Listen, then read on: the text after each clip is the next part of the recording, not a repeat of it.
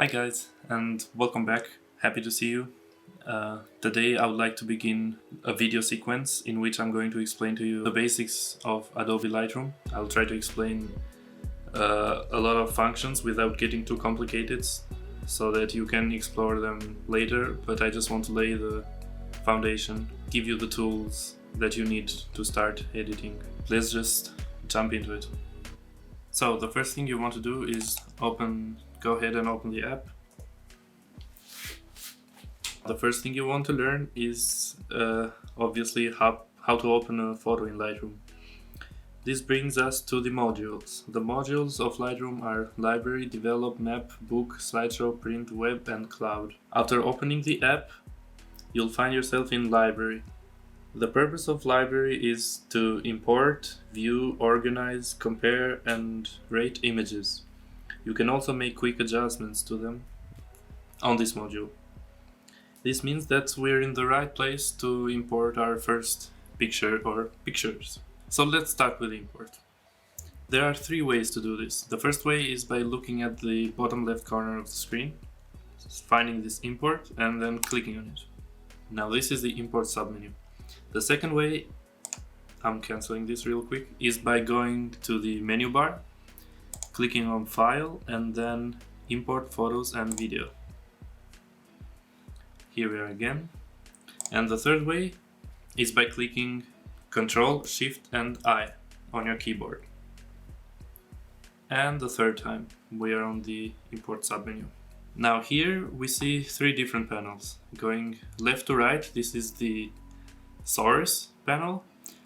This is where you select the picture that you want to upload, and this is where you select the destination of the pictures.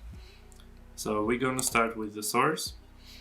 If you have a memory card or a USB stick plugged in, then it will show them here. Let me show you real quick what I mean by that. I'm going to plug in a card of my camera. And now by going to the source, you can see the memory card that I plugged in. I actually don't have my files on this card, so I'm removing it again. Mine are on local disk C. Now you can click here and find your folder following this way, or you can also click up here, and mine are, for example, in desktop. I'll go there. Open the folders of desktop, go to my pictures, camera, and I'm selecting some pictures that I've already edited before in this folder. So after selecting the source, we select the pictures from that source, and that's the second panel. Here we can select and check all pictures, or we can uncheck them all. We can do it also one by one by clicking on this little square. Remember, not on the picture itself, but on the square. And another way to select them all or uncheck them all is also here in the bottom. You can also do other things. You can see this is a bit brighter than the other pictures, which means that I've highlighted it. And here at the bottom, if you don't really see what picture this is and you want to take a good look at it, you can do so by clicking on Loop View, and it will open the picture wide. The picture that you highlighted wider. You can select grid view and go back again. So if we highlight this one, go to loop view, we're gonna get that one. Now I would like to import these 1, 2, and 3 pictures today. So I selected them. You also have the option of making the thumbnails larger here. And you can also sort your pictures by their name or their type or their capture time. You got all these options here. Giving it on off. Now that I've selected my pictures, I'll move to the last section, which is about the destination of our files. Here we can do things like file handling. For example, you see how this picture is not selected at all. It's because I've checked this smart option to not import suspected duplicates. because I've imported these pictures before to my Lightroom.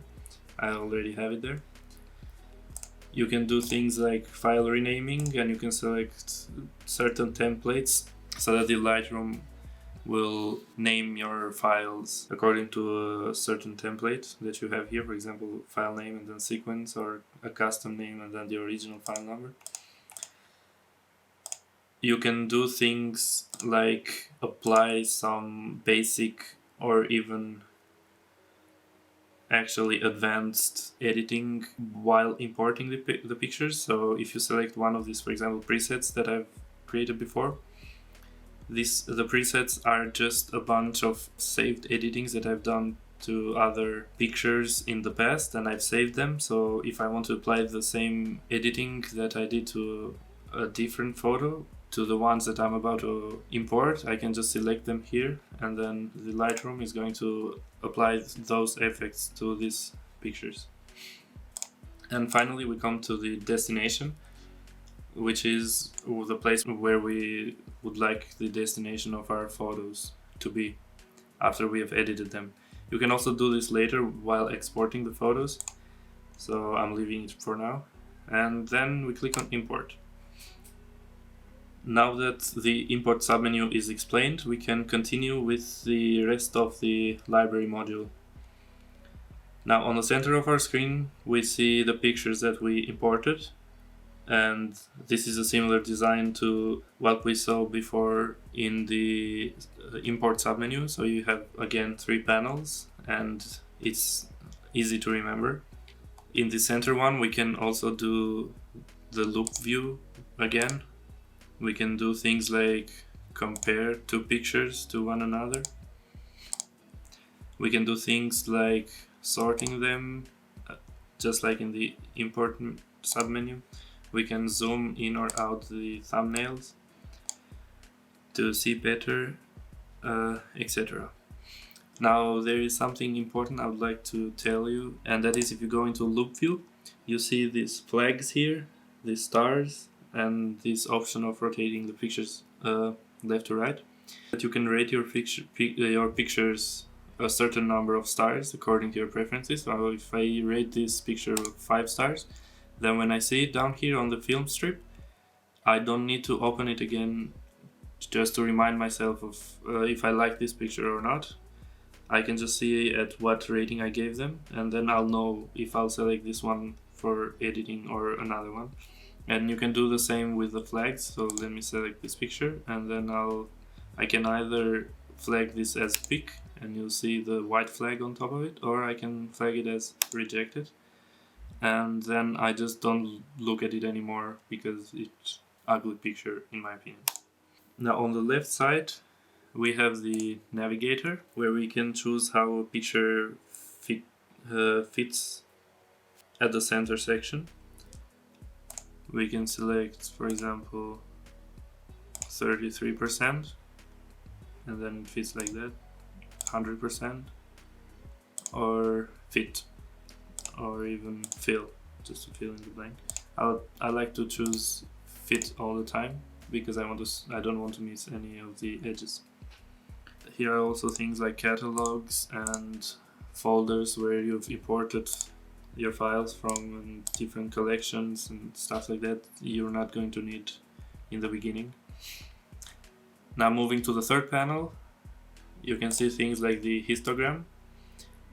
We're gonna talk about this later, but this basically shows you if the picture is over or underexposed. So that's the histogram. You can do some quick develop, so you can edit your picture here, like the exposure, clarity, vibrance, etc. So those are the same as in develop module.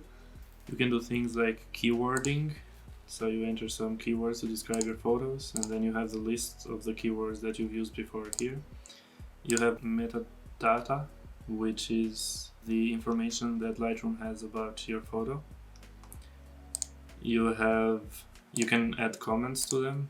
The last thing I would like to talk about is the film strip. It's this panel here on the bottom. What's important is that the film strip is available in all the modules, so if you switch from library to develop, you will still have it here, and that's very handy if you want to edit another picture, you don't have to go back to library and select it, but you can do it here, like that. Like going back to the library. Bonus tip is to always look around for these little triangles, because it could be that you've hidden one of them by mistake and then the entire panel has disappeared and you can't find like where you are and what you're doing. So look for them and click on them. You can hide and show panels with their help. So if you don't find one of the panels here, just relax, take a deep breath and look for triangles. Now we've come to the end of today's video. I'd like to thank you a lot for staying till the end. If you learned something from today's tutorial, make sure to hit that like button, subscribe if you haven't already. I will see you on the next one.